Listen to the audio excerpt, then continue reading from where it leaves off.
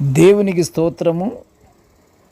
అనుదిన దేవుని వాక్య ధ్యానమునకై ఈరోజు 2024 సంవత్సరము జూలై నెల 17వ తారీఖు. ఈరోజు ధ్యాన వాక్యము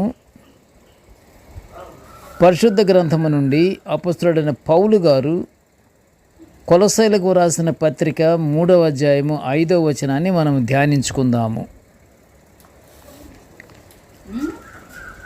భూమి మీదనున్న మీ అవయవములను అనగా జారత్వమును, అపవిత్రతను, కామాతురతను, దురాశను, విగ్రహారాధన అయిన ధనాపేక్షను చంపివేయుడి.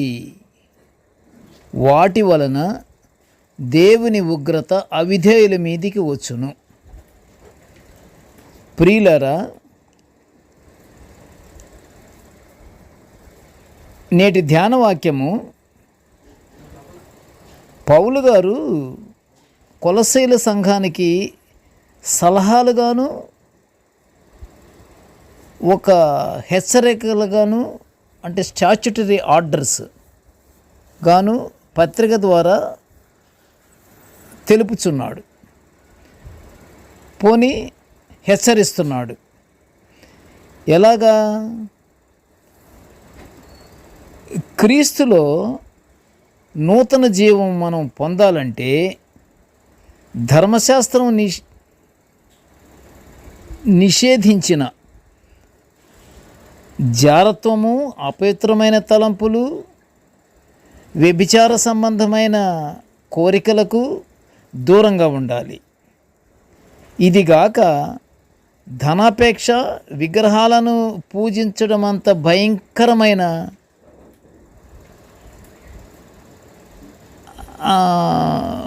భయంకరమైన కొన్ని సన్నివేశాలు ఉన్నాయి కదా, ఇవన్నీ మానుకోవాలంటాడు పౌలు గారు.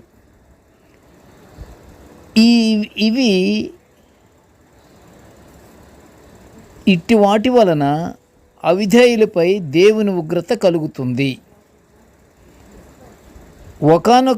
ఇప్పుడు అవిధేయులపై అంటే ఈ అపవిత్రత, కామాతురత, దురాశ, విగ్రహారాధన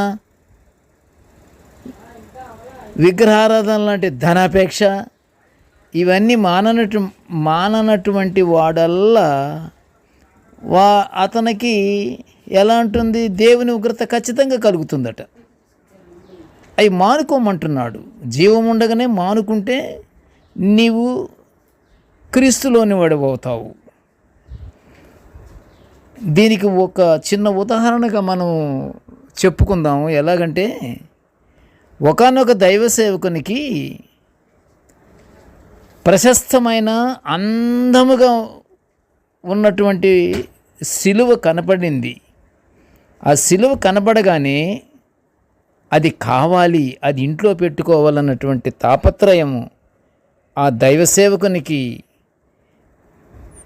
మనసులో ఏర్పడి, వెంటనే ఆ సిలువ ఎవరైతే ఏర్పాటు చేసుకున్నాడో అతని దగ్గరికి వెళ్ళి దానికి విలువ కట్టించి, వెంటనే ఆ విలువ ఎంతైతే విలువ ఉందో అంత విలువ కలిగిన డబ్బును అతనికి చెల్లించి ఆ సిలువని తన ఇంటికి తీసుకొచ్చేశాడు.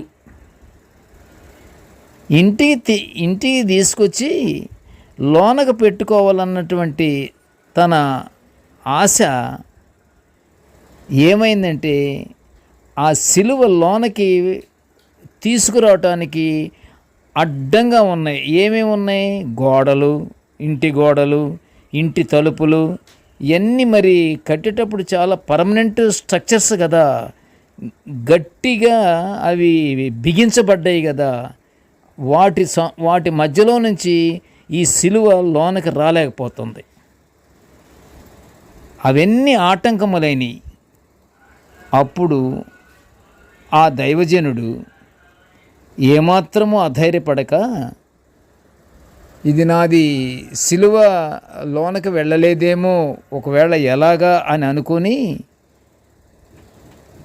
అధైర్యం అనేది ఆయన చెందకుండా తన మనసులోని ఉద్దేశము సిలువని లోన పెట్టుకోవాలని. సిలువ లోపలికి వెళ్ళటానికి వీలు కానటువంటి గోడలు, తలుపులు అన్నీ పగలగొట్టేసేసాడు ఆ దైవజనుడు.